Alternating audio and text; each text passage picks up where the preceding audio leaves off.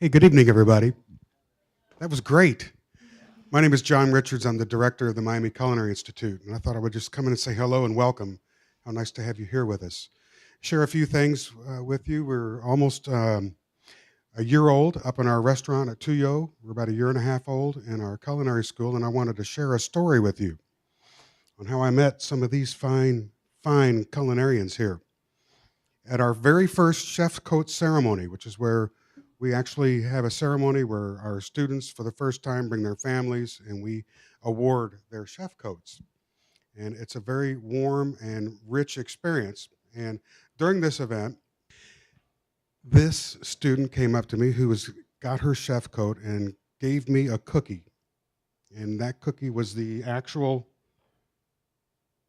logo that we have here. And I really never saw it coming. And I thought, wow, how cool is that? And sure enough, she became a student and very quickly said, I love pastries. And how long did it take before you went from that to being one of our pastry chefs in Tuyo restaurant for Norman Van Aken? When I took over or when I started working for the restaurant? How long before you started working? We had a couple of weeks. And how long Really, before you took it over? 6 months. 6 months. Just like that, 0 to 100 in 6 months. Amazing. Robert has a very similar story. These are some of our superstar students, and we're so fortunate to have the opportunity to teach and inspire and create who are going to be the superstars in Miami and probably around the world here. When do we graduate? May? Then what? That's, We'll talk about it. yeah. Tuyo restaurant upstairs. If you haven't checked it out, make sure you see it before you leave today. We have all kinds of things going on. We have 80 CEOs in a building next door that our other students are doing a dining in the dark event. So we're a little nervous about that. And I have to go over and make sure we're not spilling things.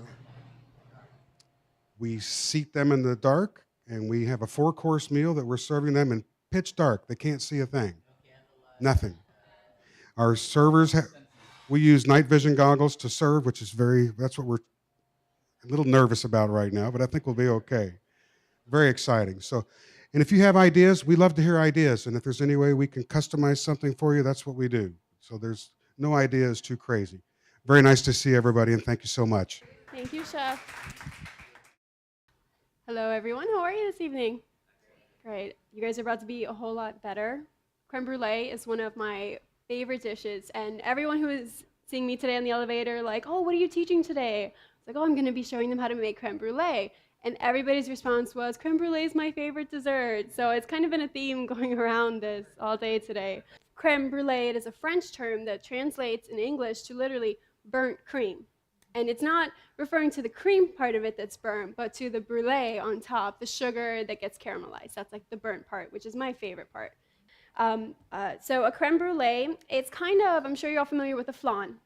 It's very similar to a flan, but kind of opposite of that. They're both custard desserts. And when I say custard, that means something that has eggs in it. That's what really thickens the creme brulee, the flans, or creme caramels, as they're known in French, is the eggs. That's the key thing to a custard, is that it has eggs in it.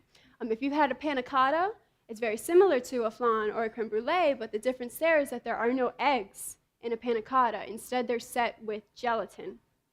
So that's the difference. If you are a vegetarian or a vegan, I think I just ruined panna cotta for you. Otherwise, don't be afraid of it. Very good, but it doesn't have eggs in it. And that's what sets it apart from a custard-based dessert, like a flan, creme caramel, or creme brulee. But it's kind of the opposite of a flan, because with a flan, you have, when you make it, the caramelized sugar goes in the bottom of it, and your custard goes on top and gets baked. Whereas with the creme brulee, you bake the custard first and then put the caramel on top of it. And there's also a slight difference in ingredients as well. Flan is made with milk generally, whereas a creme brulee replaces the milk with cream. So because of that, it's a much richer dessert, and also the consistency of it is a lot softer. The first thing that we're going to do is something called scalding our cream. So it's 2 cups of cream that I'm just going to put into the pot. And at this point, I want to also add sugar to that, as well as my flavoring, which in this case is going to be a vanilla extract. And what I have here is a little bit different from vanilla extract. You could even, if you wanted to, use a vanilla bean in this. In this recipe, it's a pretty small recipe, so you would only need half a vanilla bean, which is kind of a strange amount, to cut a vanilla bean in half and use the rest of it.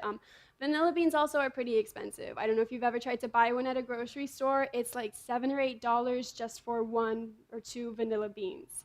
I would recommend if you get into baking and you do want to buy vanilla beans, buy them online. You can get like a pound for $16, and that's much better. That's why sometimes people are afraid of like a French vanilla ice cream where you can see the little black dots in it. Those are just like the caviar of the vanilla bean, the seeds. So it's a good thing. Sometimes people are like, is that pepper? Is that dirt? When they see vanilla beans in a pastry item, and it's like, no, it's vanilla beans, it's flavoring, it's the best part of it. So in that case, yes, you would split the vanilla bean in half, you scrape out the back of the knife, you scrape out all the caviar, the seeds of it, and you put that into the pot. And you also put the vanilla bean into the pot because there's still a lot of good flavoring in there. So by heating it up with the cream, you'll pull out that flavoring too. And then at the end, you really don't even need to discard the vanilla bean. You can rinse it off, make sure you get like all the sugar and the cream off of it, and then you can just store it in sugar. And the sugar will pick up the flavoring and the scent of the vanilla bean. So don't even throw them away. You can just reuse it that way. You can also make your own vanilla extracts with vanilla beans and vodka. It's a really good Christmas gift, a good time to start, because ideally you should let it sit for a couple of months. But these same websites where you can buy bulk vanilla beans, you can also buy little jars and just put a couple of vanilla beans in there, fill it up with vodka, leave it in a dark place, and in a couple of months you've got vanilla extract. And you can just keep adding vodka to those vanilla beans, and that way you can make your own extracts.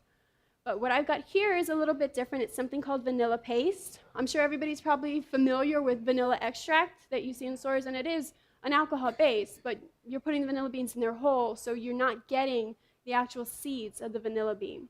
This vanilla paste here, it's much thicker, and it actually has the seeds from the vanilla bean in it. So putting about a half a teaspoon in here. So vanilla paste, it is more of a specialty item that I've never seen it in a grocery store like a Publix, but you might be able to find it at Whole Foods or Williams-Sonoma, or online too as well. You would be able to find it there.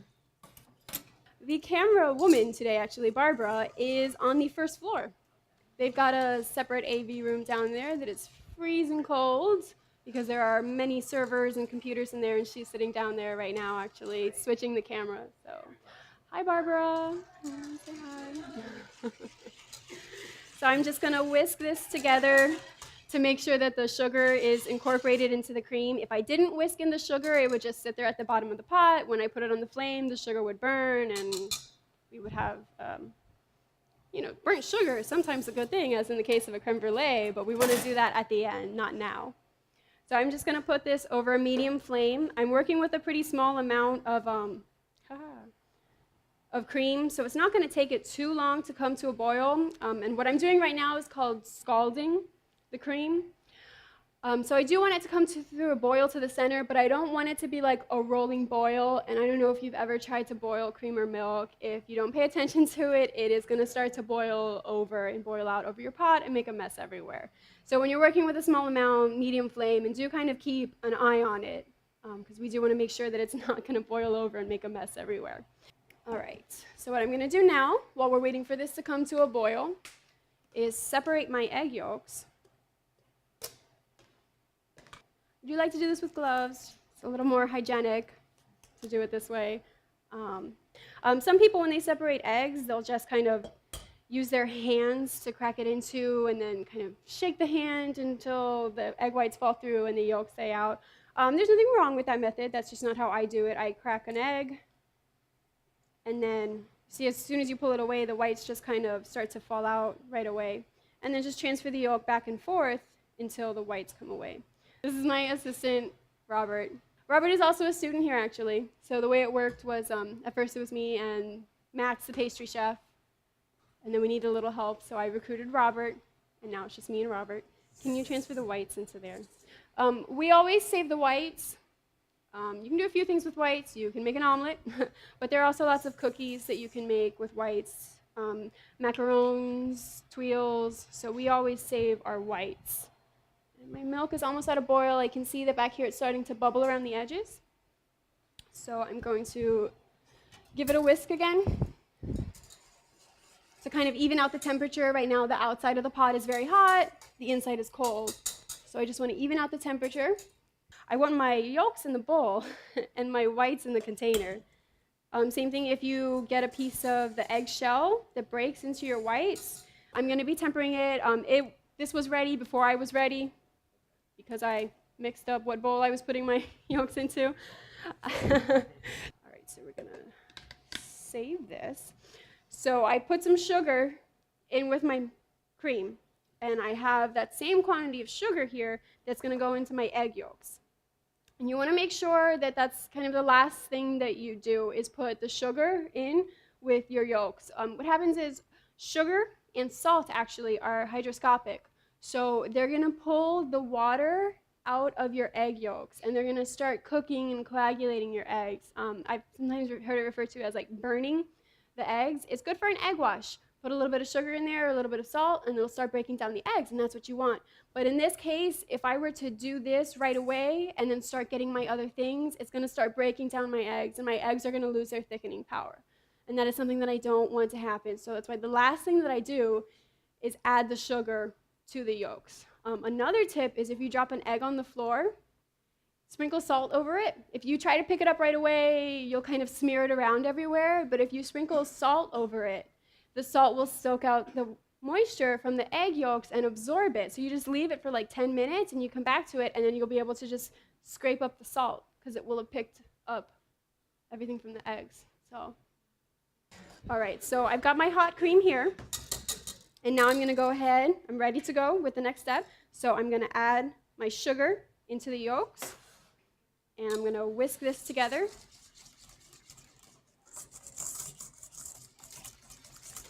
And I just want to make sure that I get my yolks broken up and everything combined. And now what I'm going to do is temper in my cream into the yolks. So what's going to happen is as I put this very hot cream into the yolks, it's going to start cooking it. And I want to avoid that. I don't want to end up with scrambled eggs. I want my custard to have a very smooth texture. I don't want little pieces of cooked egg in there. So what I'm going to do is, without making a mess, hopefully, so I'm going to add a little bit of the cream, and I'm going to whisk the whole time as I'm adding the cream to temper my hot cream into my egg yolks. And this is going to slowly bring up the temperature of the eggs without cooking them.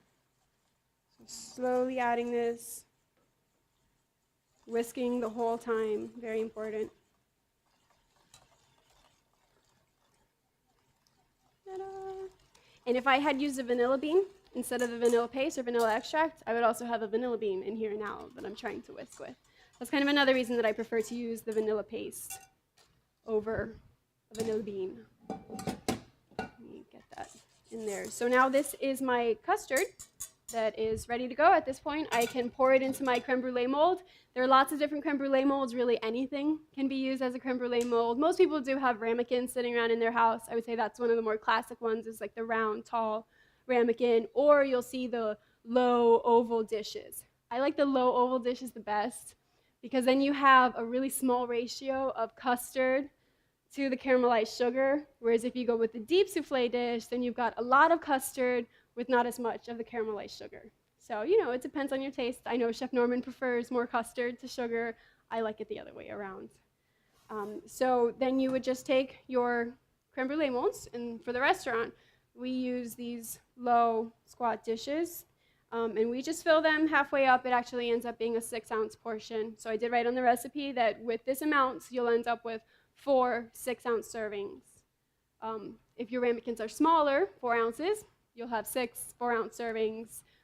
You could fill it all the way up to the top, and then you're gonna, when you bake it in the water bath, what you want to make sure you can use a roasting pan to put it in, or if you have what's called a jelly roll pan, they're kind of like a cookie sheet that has sides going all the way around. That's fine as well. You really only need the water to come about halfway up your dish, whatever kind of dish you're using, and you want to make sure that you put hot water in with the water bath when you do it. Otherwise, if if you put cold water in, you've got to wait a long time for the water to come up to a hot temperature. And so you'll put your dishes in your pan. We usually leave one dish out so you've got plenty of space to pour the water and you're not worried about getting the water in between all the dishes and maybe splashing into one. And then into a 325-degree oven for about half an hour. And then you've got your creme brulee. They'll keep in the refrigerator for about 5 days. So this is something that you could do ahead of time. And we use passion fruit upstairs for this brulee. You could not add anything to it, and then you would have a vanilla creme brulee. But creme brulee makes a really great base for adding other flavors to it. You could put coffee in it, put coffee extracts, fruits. If you're doing a citrus fruit like an orange or lemon, I would suggest actually using the zest, like grating the zest off of it. That's where most of the flavor is. All the oils in it are in the zest. So if you grate the zest really finely, chop it and put it in. I wouldn't add any like lemon juice or anything like that. Anything with a strong acid is going to break down your eggs, and it's going to affect the way that everything coagulates and cooks and sets. So if you are going to use something really acidic like a tropical fruit, like we do, we use the passion fruit puree, you want to make sure that you bring it to a boil to kind of break down those acids first so that they don't have an effect. And we actually reduce our passion fruit puree. We take passion fruit juice, so it's really thin, and that's going to affect the consistency of my custard. So we reduce it by half. We just let it sit in a pot on a low flame, keep an eye on it until we notice it's gone down by half, and it ends up being much thicker. But also because we've reduced it, we've let a lot of the water evaporate out, and we're left with a more concentrated flavor. So as you can see, it's definitely more like a syrup than the puree was, more liquidy. So again, it's optional. You don't have to add any kind of puree to it, any fruits, but if you want to, by all means, even chocolate is a good addition. When it's hot, you can put some chocolate pieces in there, and the heat of the cream and everything will melt the chocolate. So you don't even have to worry about melting the chocolate separately. If you put the chocolate in, let it sit for a minute, and then stir it up, it'll melt the chocolate for you. All right. And then after baking, you do want to make sure that after you bake it, you take it out of the water bath. Once you remove it from the oven, if you leave it in the water bath, it's going to continue cooking your brulee, and you'll know it's done. If you jiggle it, it should be set. You don't want it to still be wobbling in the middle, then you just need to leave it in for a little more time. Everybody's oven is different. So when I say 325, if you're doing it on convection, for example, you would need to do it at 300 and cook it for less time. So upstairs, we have high convection ovens, high fans, so we cook it at 275 actually. We do it really low. But 325 at home is probably going to be a good temperature in about half an hour, and it depends on how many you're making. If you were to double or triple this recipe and put a lot more in your oven, then it's going to take a little bit more time to cook. So just the temperatures and times in here are guidelines. But again, when you jiggle it, it should be set, and if you want to be really careful about it, you can just use a thermometer, stick it in the middle of one, and 185 degrees is the temperature that you're looking for. And so once you take that out of the oven, you want to make sure you take it out of the water bath, let it cool to room temperature, and put them in the fridge. Let them get cold, and then once they're cold and you're ready to serve it, you just take some sugar, sprinkle it over it, and you want an even coating. You don't want it too thick. Obviously, the thicker you go in the layer of sugar after you caramelize it, the thicker your sugar layer is going to be. And you want to make sure if from sitting in the fridge, they've gotten a little bit of condensation on the top of them, just take a paper towel and remove that because that water will prevent your sugar from caramelizing. And there are a couple of different ways that you can caramelize the sugar on a creme brulee. I've actually seen at like Sur La Table in Williams-Sonoma, they have these cast iron plates that you can heat on a grill and then set that on top of your creme brulee and caramelize it that way. Our favorite way, my favorite way because I love to pull out a power tool, is with a torch. They do sell creme brulee torches that you can buy at even Bed Bath & Beyond. They're going to be a lot smaller. If you really want to go for the power, you can go to Home Depot and get one of these. You don't have to, though. You could go with one of those creme brulee torches that they sell at the stores. But you just want to go back and forth evenly over it.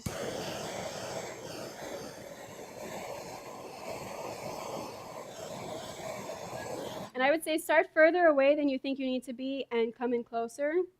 And don't do this on top of, plastic or paper or anything. I have said paper on fire many times before. My prep list will be there and I'm not paying attention and all of a sudden I set it on fire. But be careful of what's around it. And you just want to make sure that you're moving the torch around so that you don't burn it in any one place. So now we'll come over here.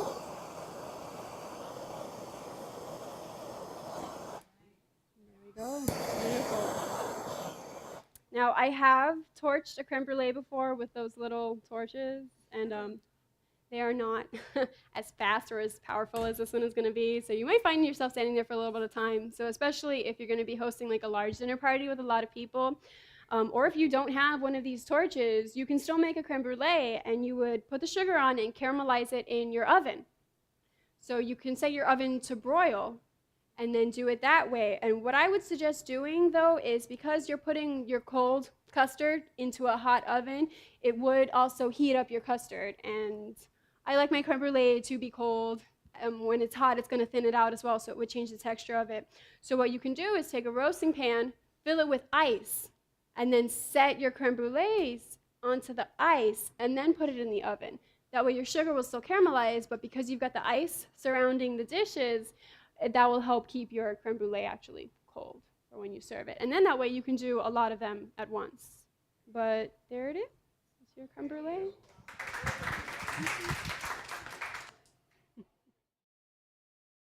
This program is brought to you by Miami Culinary Institute at Miami-Dade College. For more information about the schools and the Culinarium program, please visit www.miamidadeculinary.com or call 305-237-3276.